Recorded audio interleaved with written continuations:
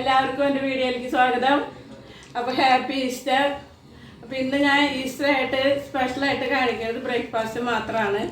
ഞങ്ങൾ ലഞ്ച് മോളെ കൊടുത്ത വീട്ടിലേക്ക് പോവാണ്, അത് കാരണം ലഞ്ച് കാണിക്കലില്ല. അപ്പോൾ ഞാൻ ബീഫ് മുളക് പൊടി മല്ലിപ്പൊടിയൊക്കെ ചൂടാക്കി ഉപ്പും മഞ്ഞൾപ്പൊടിയൊക്കെ ഇട്ട് വേവിച്ച് വെച്ചിട്ടുണ്ട്.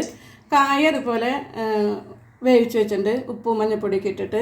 പിന്നെ കുറച്ച് തേങ്ങ വറുത്തതിൽ കുറച്ച് കുരുമുളക്, ഒരു 10 മണി കുരുമുളകും ഒരു 1/2 ടീസ്പൂണ് പെരിഞ്ചീരകവും കൂടിയിട്ടാണ് ഇത് വറുത്ത് പൊടിച്ച് വെച്ചേക്കണത്. അപ്പോൾ ഇനി നമുക്ക് ഇത് ചെയ്യാം.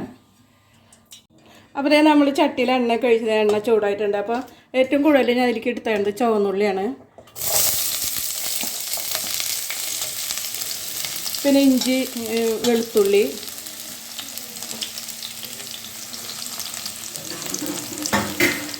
സബോളയും പച്ചമുളകൊന്നും ഞാൻ എടുത്തിട്ടില്ല. മുളക് പൊടിയും പിന്നെ അല്പം കുരുമുളക് ഞാൻ പറഞ്ഞില്ല, തേങ്ങയിൽ ഞാൻ അരയ്ക്കാൻ എടുത്തിട്ടുണ്ട് എന്നുള്ളത്. അപ്പോൾ ഇനി ഈ ഉള്ളി ചുവന്നുള്ളി നന്നായിട്ട് നമുക്ക് മൂത്ത് വരണം. നമ്മൾ ഉള്ളിയൊക്കെ കാച്ചണ പോലെ തന്നെ നന്നായി ചുമന്ന് വരണം. അതുവരെ നമുക്കിതിനെ ഒന്ന് ഇളക്കി വെയിറ്റ് ചെയ്തിരിക്കും. അപ്പോൾ ഇതേ നമ്മുടെ ഉള്ളിയൊക്കെ നന്നായിട്ട് മുരിഞ്ഞു കണ്ടോ, നന്നായി ചുമന്ന്. ഇപ്പോൾ ഇതേ കറിവേപ്പിലൊക്കെ ഇട്ടു. നമ്മളിതിലേക്ക് ഈ പൊടിച്ച് വെച്ച തേങ്ങ ഇതിലേക്ക് ഇട്ട് കൊടുക്കാം.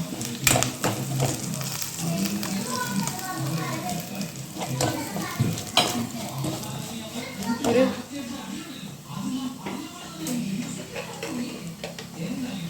ചെറിയ സ്പൂണ് മസാല.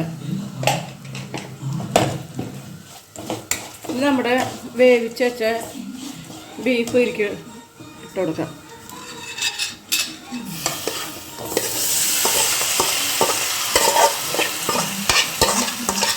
ഇതിനപ്പം വെള്ളമൊക്കെ ഒഴിച്ച് തിരിച്ചിട്ട് ഒഴിക്കാം. കായ ഇട്ട് കൊടുക്കാം.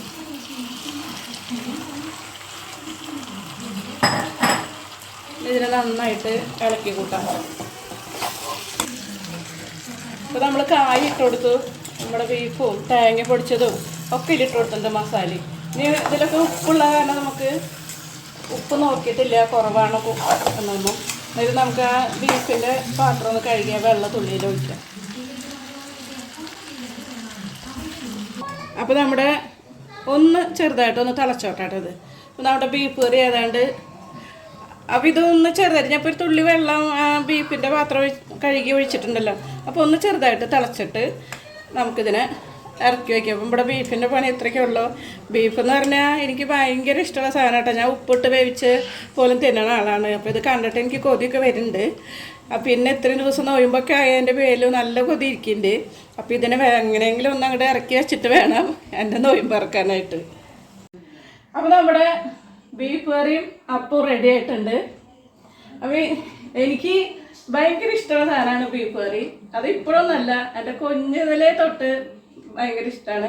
അന്നൊന്നും ഇതുപോലെ ബീഫൊന്നും മേടിക്കാനുള്ള മാർഗമൊന്നും ഞങ്ങൾക്കില്ല. ഞങ്ങൾ 7 മക്കളും അപ്പനും അമ്മയൊക്കെയാണ്. അപ്പൻ്റെ ഒരാളുടെ വരുമാനം കൊണ്ട് ഞങ്ങൾക്കൊക്കെ ജീവിക്കണം. അപ്പം എൻ്റെ അമ്മ അന്നൊക്കെ എല്ലാവരും മിക്കവാറും അങ്ങനെയൊക്കെ ആയിരിക്കാനും സാധ്യത. സാധാരണക്കാരൊക്കെ 1/2 കിലോ ബീഫൊന്നും തയ്ച്ച് വാങ്ങില്ല. അപ്പോൾ അമ്മ എന്നെയൊക്കെ ചിലപ്പോൾ ഏൽപ്പിച്ച് ഇതൊന്ന് വേവിക്കും മോളെന്നൊക്കെ പറഞ്ഞാൽ അന്ന് വിറകടുപ്പിലൊക്കെ ഇത് വേവിച്ചെടുക്കുക. അപ്പം ഞാൻ എന്ത് ചെയ്യുന്നത് വെച്ചാൽ ഇതിൻ്റെ മണം അന്നൊക്കെ നല്ല ഒറിജിനൽ പോത്തെറിച്ച് കിട്ടും. അതിൻ്റെ മണമൊക്കെ മൂക്കിലേക്ക് അടിക്കുമ്പോൾ എനിക്ക് വെറുതെ ഇരിക്കാൻ തോന്നില്ല. ഞാൻ മൺചട്ടിയൊക്കെ തുറന്ന് അതിന് ഓരോ കഷ്ണമൊക്കെ പെറുക്കി തിന്ന് 1/2 കിലോ പോയിട്ട് 1/4 കിലോ വരുമ്പോൾ അമ്മ വരുമ്പോൾ ഉണ്ടാവുള്ളൂ. അപ്പോൾ അമ്മ കുറേ വഴുക്കൊക്കെ പറയായിരുന്നു. ഇന്നിപ്പോൾ നമുക്ക് ആ ബുദ്ധിമുട്ടൊന്നും ഇല്ലാതെ ഇന്നും എനിക്ക് ഭയങ്കര ഇഷ്ടമുള്ള സാധനം, അന്നും എനിക്ക് ഭയങ്കര ഇഷ്ടമുള്ള സാധനമാണ് ബീഫ് കറി. അതുകൊണ്ടാണ് ഞാൻ ഇന്ന് ബ്രേക്ക്ഫാസ്റ്റ് ബീഫാക്കാൻ വിചാരിച്ചത്. അപ്പോൾ എല്ലാവർക്കും എൻ്റെ ഹാപ്പി ഈസ്റ്റർ. അപ്പോൾ ബൈ.